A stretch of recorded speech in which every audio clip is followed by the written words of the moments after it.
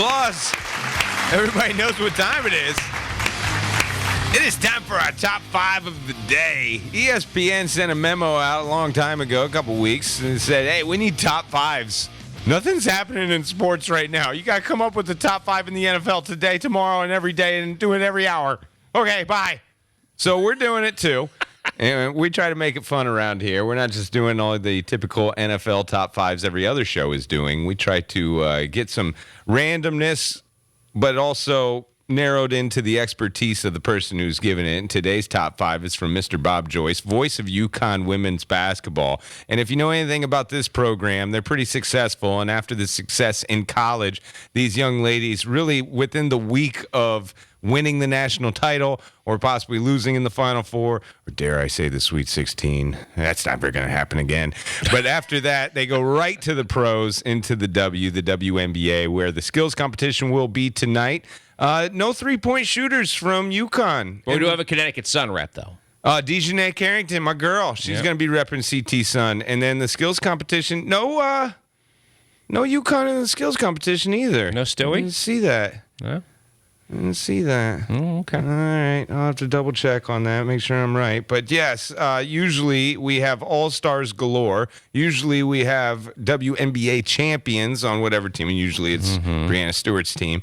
But there's so many to choose from. As we went to break, Bob says there are 14 UConn women's basketball players in the WNBA. Yeah, that sounds right. And he's whittling it down to the top 5. Bob Joyce's top 5 UConn women's basketball players currently in the W. Number 5. Well, I'm going to cheat a little bit here because I got co-5s. Oh, honorable mention. I got co-5s. Kurt did this with a couple of his cartoon dogs as well. There you go. All right, first up, I'm going to go with Mariah Jefferson, the point guard for the Phoenix Mercury. Why? Because she's healthy, she's playing, and she's making an impact, although they're not very good this year with just 4 wins, but she's averaging 9 points and 3 assists per game. Okay. So Mariah's there.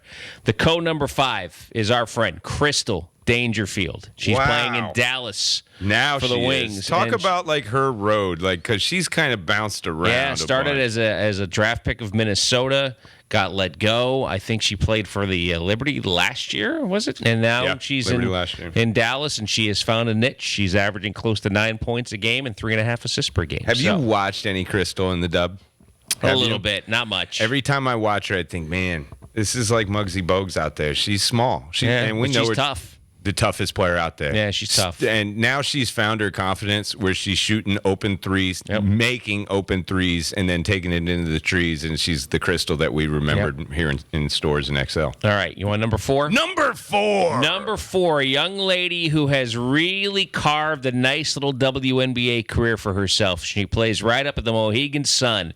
Tiffany Hayes is at number 4. Tiffany is the number 3 option now because you've got Brianna Jones out with the season-ending Achilles injury. So it is Tiffany's job to complement Bonner and Thomas, and she has done it very, very well this season. So at number 4, you have Tiffany Hayes. Tiffany Hayes got to see her 4,000th point that she got against the New York Liberty. There you Someone else got their 4,000th point, too, a little quicker. But maybe we'll talk about that a little bit later. Okay. But Tiffany Hayes is an awesome teammate for the CT Sun. Everyone I've ever talked to about Tiffany, that's the first thing they say is they love when Tiff's there because she brings the whole thing together. She's kind of the glue person for CT Sun. Yeah, Pro Game has done her well. Number 3. Number 3. Well, some people think she's the GOAT at UConn. Where's number 3? Diana Taurasi. Wow. Still getting after it, Ben. She's averaging 14, almost 15 a game and 5 assists per game. All right, I hate to ask. How old is she? She's right around 40. She's 2 years younger than Sue. And Sue just retired. So we'll see. And she's been healthy this year. Yeah, a lot of people would, I think even, some of the best in the WNBA would still claim D's the GOAT, man. Yeah. No one's better than D. Nope. I love hearing stories from just anyone, especially the coaching staff, of how Diana was back then and the confidence of this kid. Like when she was 18 and she showed up in stores. Yeah. Well, we've got somebody like that right now in stores, and she wears a number 5 on her back. How much does Diana, as an alum, get involved with what's going on currently with the program? I don't know. I mean, I'm sure she stays in touch with Gino. I mean, that's one of the great things about all the alums. They usually do, or the majority of them do anyways. But, I think Sue's more interactive with Gino than Diana is right now, at least that we know of. But behind the scenes... Have you ever watched Sue and Diana do commentary together? Uh-huh. Final Four stuff. They are awesome. Yeah. I think Diana, Sue feels like, okay, we're going to do a broadcast. This is how you're supposed to do it. These are your headphones. And Diana shows up 5 seconds before it actually hits the air. Where's my headphones, Sue? All right, give them to me. I know what the hell I'm doing. And it's kind of like slapstick comedy, honestly. And they're so open and honest. And I love their commentary and how they know all the players and all the ins and outs. Obviously, they know basketball, but they make it so personal. And they're funny as hell, honestly. Yeah, they're a comedy duo. Number 2. Well, the number 2 and number 1 are far and away better than any of the other Huskies having a great year this year. Okay. It was a tough one, but the young lady for the Minnesota Lynx, Nafisa Collier, is at number 2. Wow. Fee has really stepped up this year. One thing that Coach Reeves in Minnesota told Fee, you got to be the girl this year. You've got to be the woman to take the ball, take charge of this team. And she has done that. She's averaging 21 points per game, nearly 8 boards, almost 3 assists per game. That's time tied for the top spot on the team. And she's also getting some steals. Solid all-around player. Coming into her own after being a mom. She missed last season because she has a cute little daughter now, and she is making the most of her run in the WNBA. It's not a great Minnesota team like they've had in the past, but Nafisa has played a big, big role in what success they've had so far this year. Her 21.3 per game is 4th overall in the WNBA. Yes. Are you surprised of Nafisa's success here? And it's kind of early, man. I mean, she's not wasn't that long ago she was in stores. She's only 26. Yes and no. No, not really. No, because she runs the floor well. She's very athletic. And she's got that jumper. She's getting that. Yeah, she's got more of a perimeter game than she used to have, but she's just a solid player. She's got long arms, decent shot blocker, good rebounder. And now they just got to put some pieces around her to make them a better team in Minnesota. All right, everyone knows number one. Yeah, number 1 is one of my buds, Brianna Stewart. She's amazing. Yep. How good has she been this year? She's been tremendous this year. She's scored at least 40, maybe 3 times this season. That's number 1 in the league as far as points per game. She's also the number 2 scorer in the league, just behind her former teammate in Seattle, Jewel Lloyd, because Jewel has to score that many points. But Stewie with a team with one of the super teams. Jonquel Jones's production isn't what I'm sure what they thought it would be when the season began, but Stewie's averaging 23 points, just shy of 10 boards, 4 assists per game. And her defensive acumen with the block shots also a big deal. Her 3-point percentage, not great, but it's not bad either. I mean, she can shoot the 3. I mean, let's see here. The last handful of games from 3, 2 for 5, 4 for 7, 3 for 5, 2 for 5. So she's been pretty consistent all season long in that department. Right now in the season, let's see here. What is she shooting here? I can't tell. That's made per game. All right, it's not the average for the season. It's just stuff made per game, regular season stats. But Stewie is, when she's healthy, you can make an argument she's the best women's player on the planet right now. So I texted you when I was watching Liberty CT Sun. I was sitting right there watching Stu, and I think I texted you like, yeah, she's the best player in the world. Yeah. It's just an effortless watch when you see her out there, whether she's on top of the key with the ball. And honestly, this is going to sound stupid too. I think Victor Wembanyama needs to watch her play because the way she uses her height, it's kind of like Jokic at the top of the key where, you're not going to be able to steal the ball from me. You're going to have to jump on my back and foul me in order to get the ball out of my hands. And I'm just going to look around, take my time, and pick my poison. Wherever you're going to react, I'm going to do the opposite. She takes what the defense gives her in a perfect sense. And, that's the perfect option for that play. And Stewie knew exactly what to do probably 5 seconds before it actually happened. Right. She makes everybody better around her. And the one thing that I'm sick of, she never loses.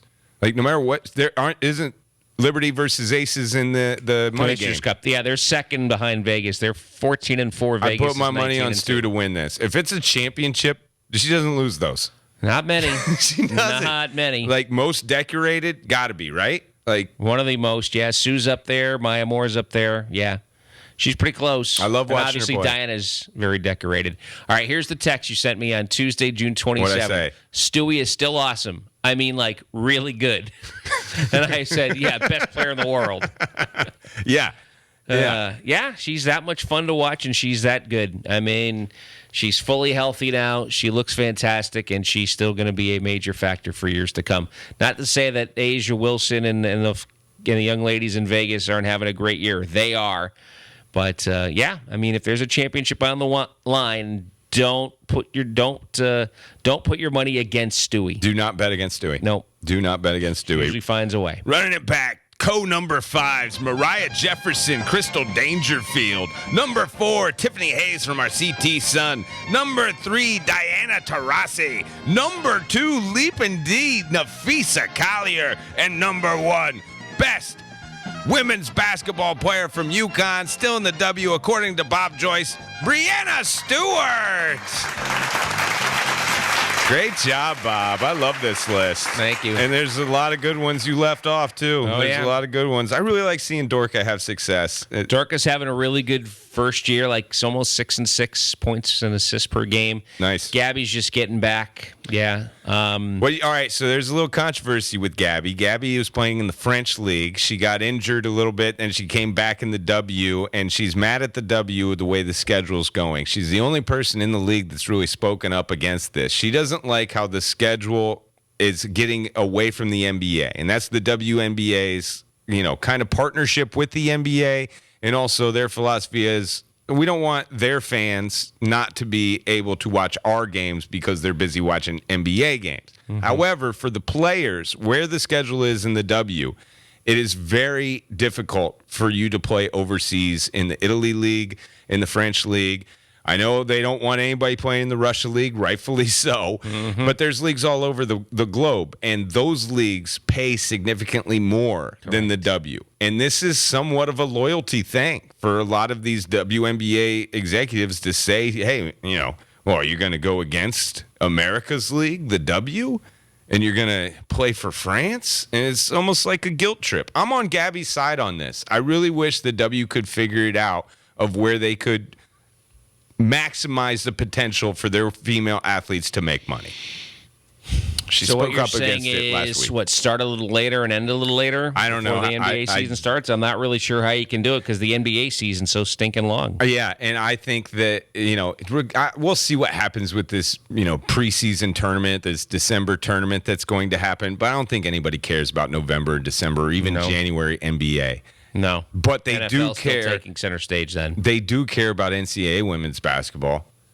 Well, we know they do here. That's a difficult. I think that's the more difficult balance for WNBA. I don't think there's a perfect answer. I'm with Gabby on it. I don't want to see these women to have to take a pay cut to play in a league that's not going to pay them what another league will just because of loyalty. And thus, Nafisa and Stewie want the 3-on-3 league to happen. That happened the same day. So the Gabby press release came out, and then I told you about it, and you say, do you hear what Feast and Stewart are going to start doing? And you told me about the 3-on-3 league, which will be outside of the WNBA schedule with that thought in mind for these women basketball players to make more money. Right. I think it's going to be a great idea, honestly. I watched a lot of 3-on-3 during the Olympics. I didn't know how I was going to like it, and I actually love it.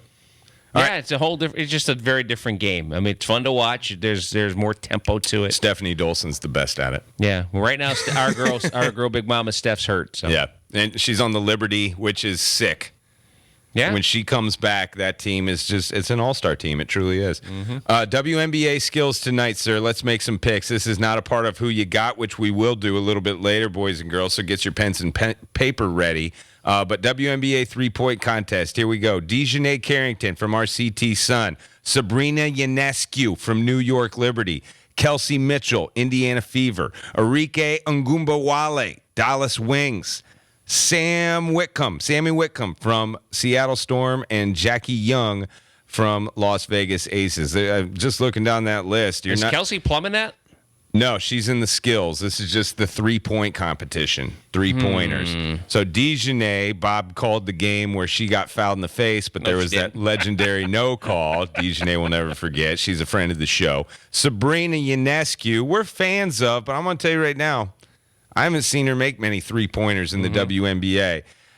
Kelsey Mitchell, I'm trying to find a connection there for you. Do you have one? South Carolina. She played at Indiana. She plays for Indiana. Yeah, but is it pretty good? Steady A. She didn't really dominate us. No. Now Erika Gumbawale. Now we got some history with her. Yep, she's money. Notre Dame history with she's her. A clutch. Yep. Do we got any history with Sammy Whitcomb? No, I don't not think really. we do. Jackie Young, we do. Jackie Young, we do. Yep. I'm gonna go with Jackie Young.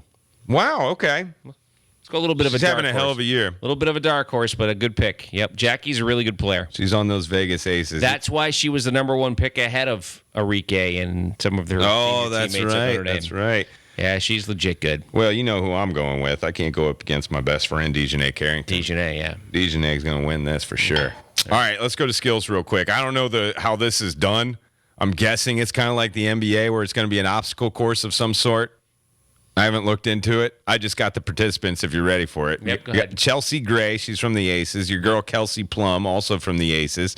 Alicia Gray from Team Dream. Cheyenne Parker, also from Team Dream. Sabrina Ionescu doing this as well. Her teammate Courtney Vandersloot in this. Arika Gumbawale doing this as well. And Satu Sabali. I'm messing that up. Satu Sabali. She's from the Wings. She's in this. She played at Oregon. Who you got? It's called Plum. Yeah. It's called Plum. I will take Vandersloot. That's a good pick, too. When I saw that lady at the Liberty versus Suns game, I was really impressed with everything that Chelsea she did. Gray's really good, too. Yeah. They all can play. So that's going on tonight. I do believe that's going to start here in a little bit. That's the skills competition. Then Brianna Stewart taking on Team Asia, right? Mm-hmm. Why am I forgetting Asia's? Wilson? Wilson. There we go. She's kicking butt.